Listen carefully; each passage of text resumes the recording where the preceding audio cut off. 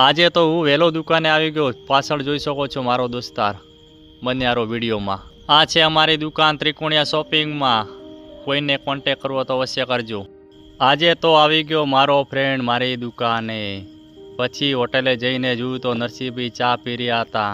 મેં પણ કહી દીધું કે મારી માટે પણ ચા બનાવજો। પછી હું ખુરશી ઉપર બેસી ગયો આરામ કરવા માટે। મારે ચોપડાના હિસાબ કરવાના હતા એટલે થોડી વારમાં।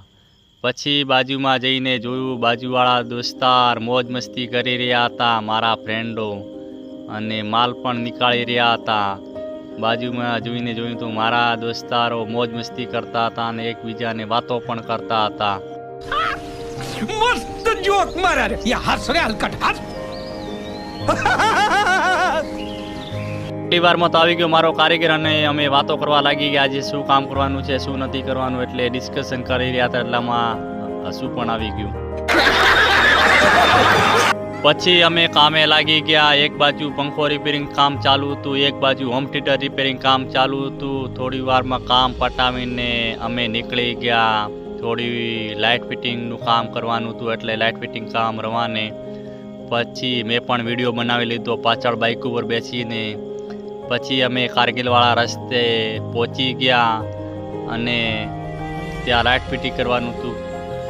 રસ્તામાં જતાં જતાં અમને દેખાણી બજરંગ ભોજનાલય હોટલ। પછી મને ભૂખ લાગી હતી એટલે હું ઊભો રહીને હોટલની અંદર જતો રહ્યો। પછી અમે બેસી ગયા ટેબલ ઉપર બેસીને વાટ જોતા હતા કે ક્યારે જમવાનું આવે।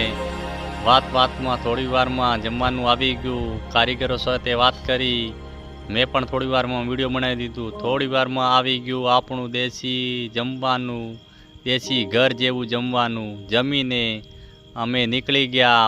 પછી અમે આવી ગયા કારગિલવાળા ત્રણ રસ્તેથી રસ્તો પાર કરીને ટ્રાફિક પસાર કરીને થોડી વારમાં જેમ તેમ ટ્રાફિક પસાર કરીને અમે ડીપી પારીકવાળા રસ્તેથી દુકાન તરફ જવા નીકળી ગયા। આ છે આપણું ધાનેરાવાળો રસ્તો, ત્યાંથી અમે દુકાને પહોંચી ગયા। જોઈ શકો છો ફાઇનલ દુકાને પહોંચી ગયા।